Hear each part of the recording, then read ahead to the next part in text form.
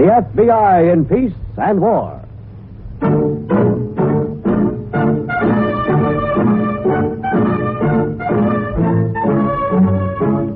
Another great story based on Frederick L. Collins' copyrighted book, The FBI in Peace and War. Drama, thrills, action. Tonight's transcribed story, The Bungler.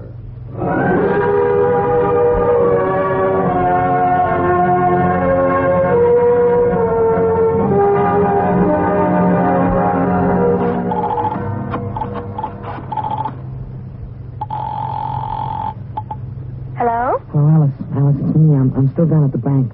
But maybe you better go ahead and eat your supper. Oh, I'll wait, No, Stanley. just go ahead. I'm not coming home tonight, Allie. You're not coming No, home? I'm not coming home at all. I'm going to wait for a while. I don't know exactly where, but I'll write to you if I can. Now, don't try to... Stanley, what's the matter? What are you talking I about? can't tell you now, Allie. Something has happened down here. Something I've done. You'll probably find out anyway. Stanley, look. Wait there. All right, I'll Allie. come down and we... Look, I'm sorry this happened, but I couldn't help it. Take care of yourself, Allie. Take good care of yourself.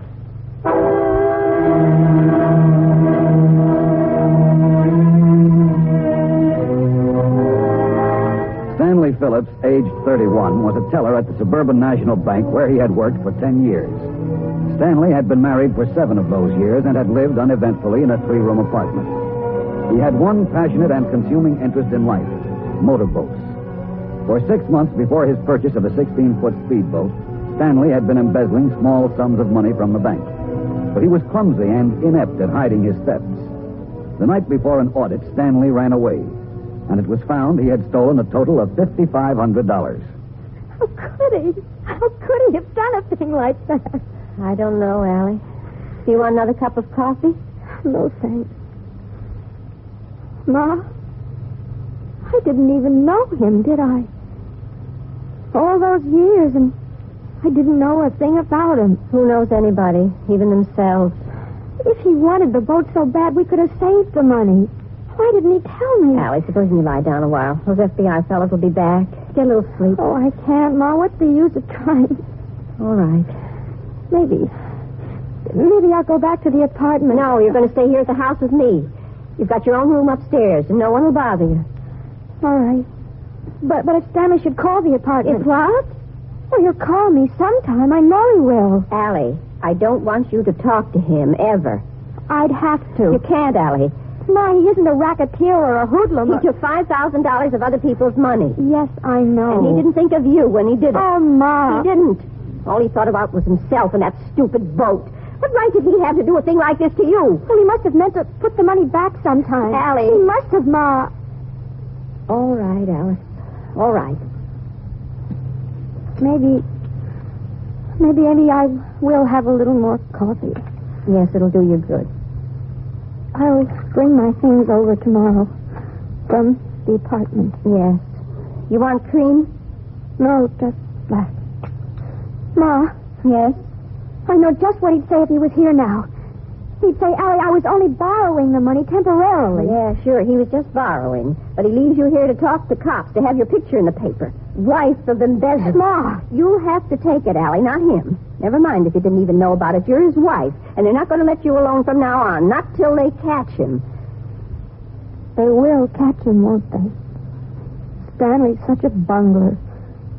They're sure to catch him sometime.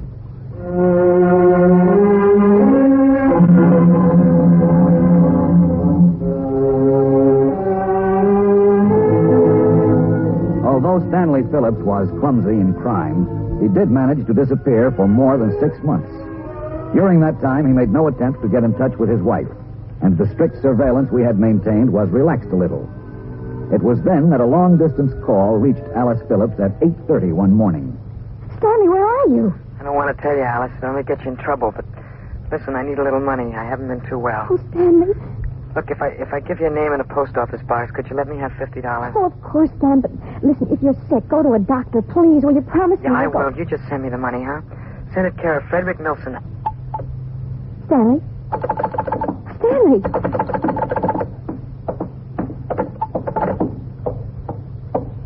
Ma, I didn't know you were home. I was upstairs taking a nap. Stanley just phoned. I know. I listened on the extension. What? I'm sorry, Alice. I had a feeling... Why did you got to snoop on my call? I can't help it, Alice. I had a feeling it might be him. I want them to catch him. Why? I do. Then it'll be over, and you'll stop crying and worrying yourself into skin and bones. You had no right to listen in. Well, I did.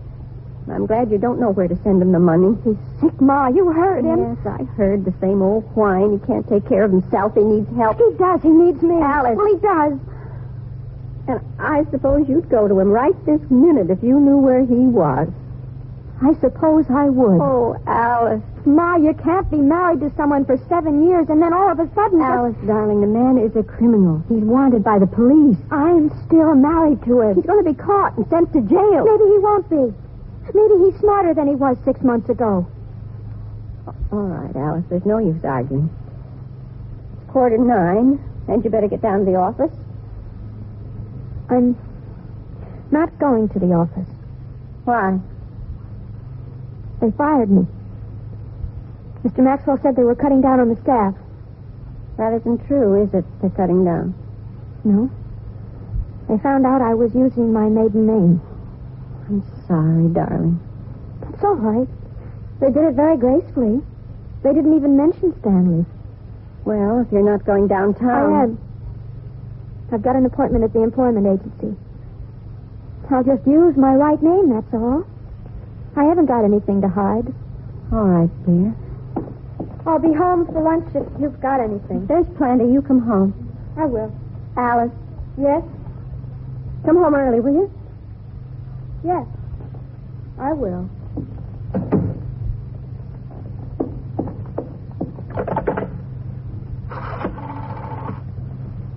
Hello, operator. Will you get me the downtown office of the Federal Bureau of Investigation?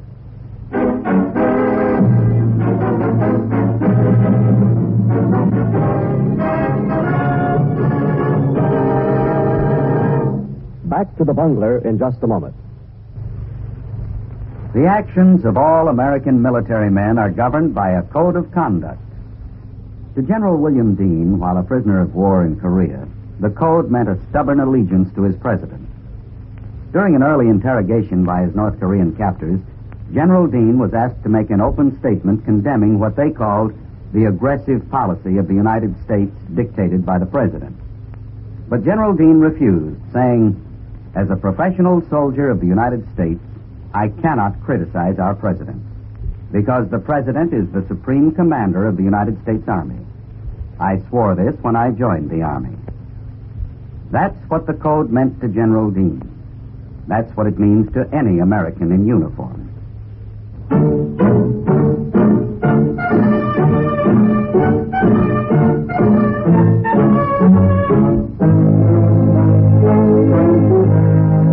And now, Act 2 of tonight's story, The Bungler.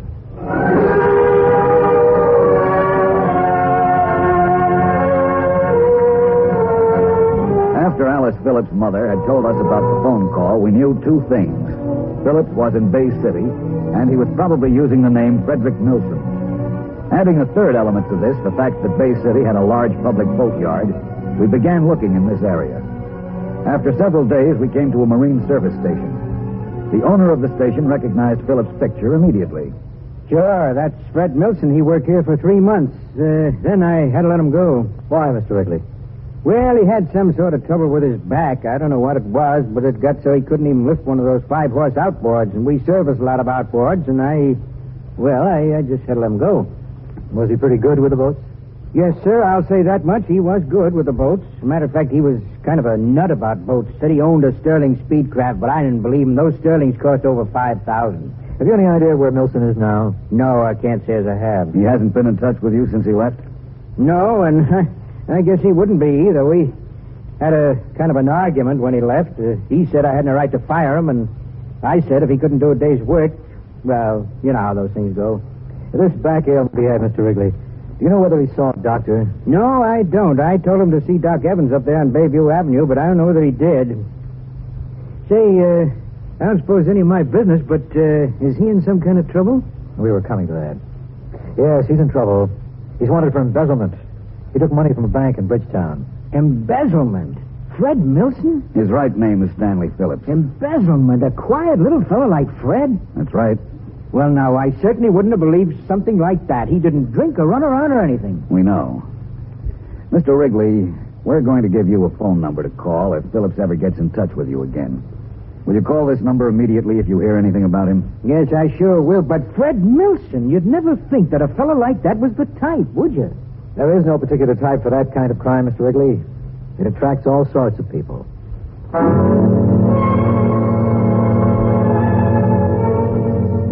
After our visit to the Marine Service Station, we saw a Dr. Evans who had treated Phillips for the back ailment.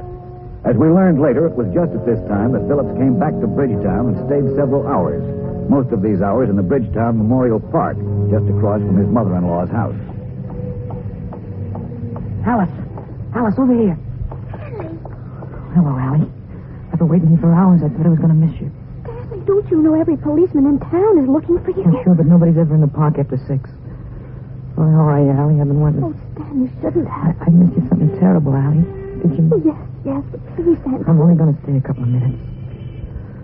Oh, Allie. Stanley, why did you do a crazy thing like that? No, honest, I don't. First, I only took a little bit. I was going to put it back, but something always came up. If you only had told me about the bank. I know. I never do anything right.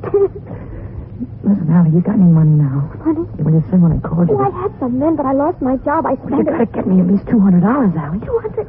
Where I'll borrow it somewhere. Without a job, I couldn't. Well, then get it from your mother. She has plenty. Oh, Stanley. You got to get me some money until I get on my feet, Allie. I got something wrong with my back. I don't know what it is, but I have to have electric treatment so I can't work. Now, look, you can send it to this address. It's a garage. They let me sleep in an upstairs room. Allie, get me the money somehow. I'll try. I'm going to count on you. Bye, Allie. I'm sorry things I... No, I'm sorry they turned out the way they did. Don't take long with the money. Oh,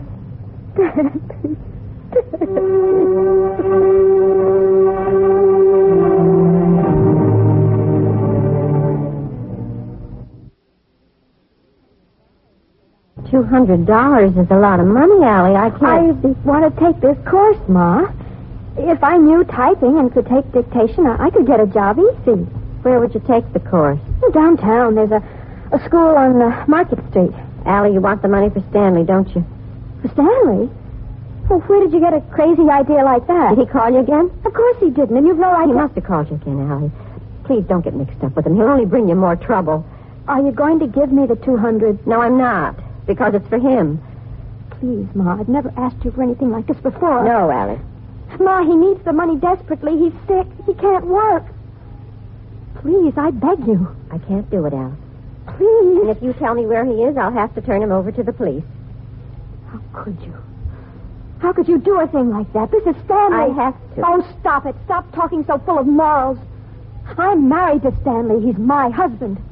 I promised to love him. I promised. He promised things too, Alice. He had obligations to you. Well, can't someone make a mistake? One mistake? I won't argue with you again, Alice. And I won't give you any money.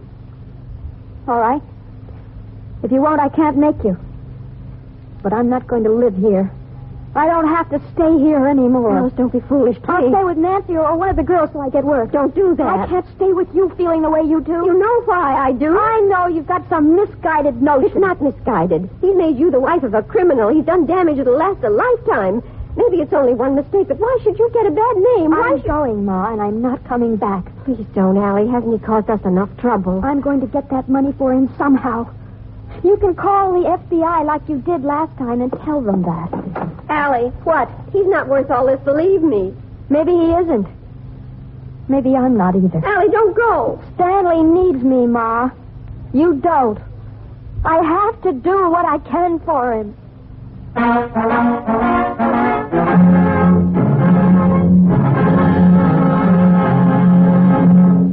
Back to the Bungler in just a moment. Friends, this is Jimmy Wallington. You know, many great men have attained the highest office in our land, the presidency of the United States. Can you guess the name of this man? He was born in Cincinnati, Ohio in 1857, the son of an eminent jurist and statesman. After graduating from Yale University, he served in various federal, state, and academic positions until 1901, when he became our first civil governor of the Philippine Islands. In 1904, he entered President Theodore Roosevelt's cabinet as Secretary of War and served until 1908, when he was nominated for and elected to the presidency.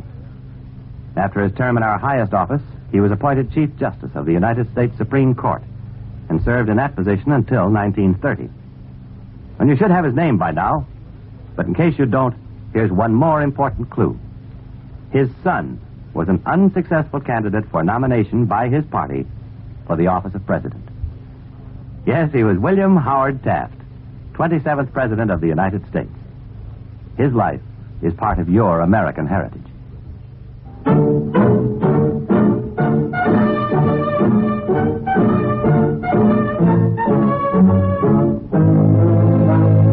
And now, Act 3 of tonight's story, The Bungler.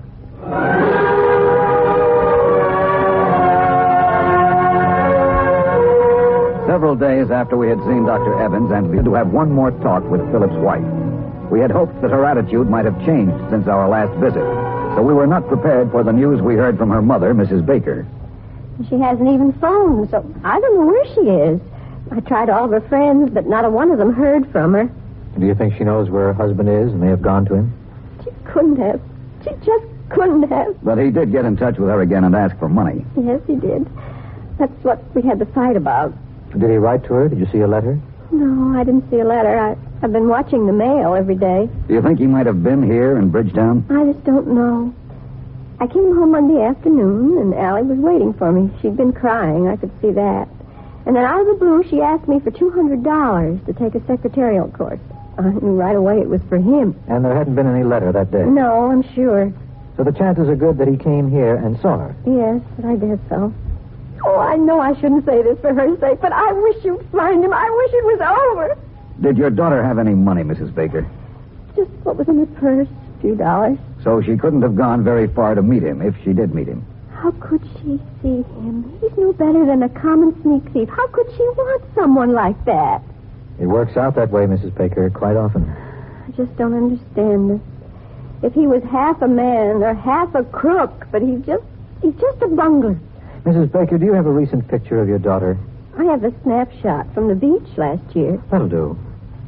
You don't really think she's gone to him, do you? I'm afraid I do, Mrs. Baker. From all you've told us, it looks like a familiar story. Your daughter feels that her husband needs her. That's a pretty hard pull for any woman to resist.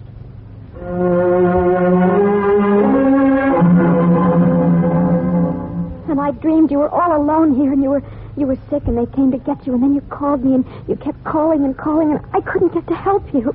I know, Allie, but she shouldn't have come here. I had to, Stanley. I'll go back now if you want, but I had to see... No, don't go back. I had to see if you were all right. All right, Allie. I'll go tomorrow. Oh, no, please. Yes, I'd better. I'll have to get some money for you, Stan. Somehow. I don't want you to go. But I've only got $6. How could... I'll get the money, Allie. Stanley. I will. I'll get it. Listen, Allie, if I get enough for us to go away from here, say to New York or some big city, I could grow a mustache and dye my You're not hair. well enough to go anyplace, Stan. You're back. Never mind that. Allie, we could begin all over again, a clean slate, no more mistakes. If you really want to start fresh, Stanley... No, don't talk about that anymore. But it's your first offense. They wouldn't give you a long term, and I'd wait, Stanley. I won't go to jail. I couldn't stand that. I guess you couldn't. Look, Allie, I'm going to get that money, and then you and I are going to start all over again. Listen, it'll be great, like a honeymoon, Mr. and Mrs. Fred Nilsson. There are plenty of boatyards around New York. I could sort of fake a set of references from here in Bay City. What's the matter, Allie? What are you crying about? Nothing, Stan. Just crying. Well, you can stop crying. We're going to start all over again. I'm going to get that money tomorrow. You wait and see.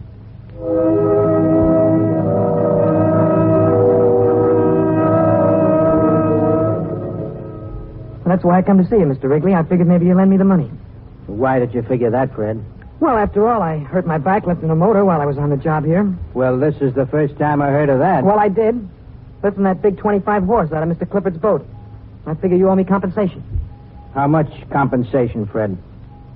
$1,000. It's a lot of money. Well, you've got it in the register right now. I know how much you take in on a big weekend like this. You expect me to hand over... I said it'd be a loan, didn't I? And if I don't give it to you? You will, Mr. Wrigley. I have to have that money.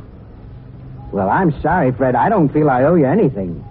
But look, if you'll come back tomorrow morning... I want the money now. Now, listen, be reasonable. Now, Mr. Wrigley. Put that gun down, Fred. That won't get you anywhere. Open the cash register. Believe me. Open it, Mr. Wrigley. Okay. All right, now step back away from there. Step away from the cash register, Mr. Wrigley. Fred, you know something? Do what I say. You know I ought to have my glasses fixed. That's not a gun, Fred. That's just a $3 cigarette lighter. I used to own one like that. Get away from there or I'll shoot. Go ahead. Go on, Fred. Shoot. Nothing but a cheap cigarette lighter. Go! Look out, Mr. Wrigley, you're hurting my back. Let go. Please let me go. I will, Freddie. Just as soon as I call a couple of government men who are in here looking for you. Please, Mr. Wrigley, let go. I was only joking. It was all a joke, Mr. Wrigley. Yeah, I know it was. And you bungled it, Freddie. Oh, excuse me, Stanley. That's your right name, isn't it? You bungled it, Stanley. All the way.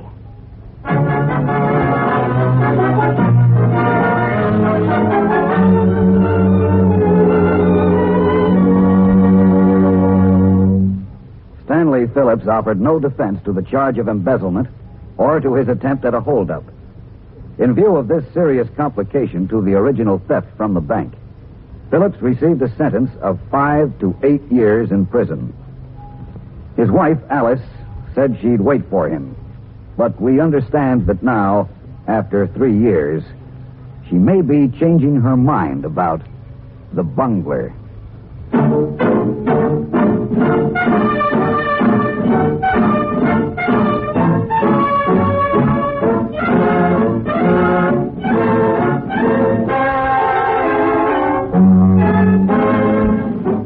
In tonight's transcribed story, Rosemary Rice played the part of Alice Phillips, and Bob Reddick was Stanley Phillips. This radio dramatization for the FBI in Peace and War was written by Louis Pelletier. These programs are produced and directed by Betty Vandeville. This is the United States Armed Forces Radio and Television Service.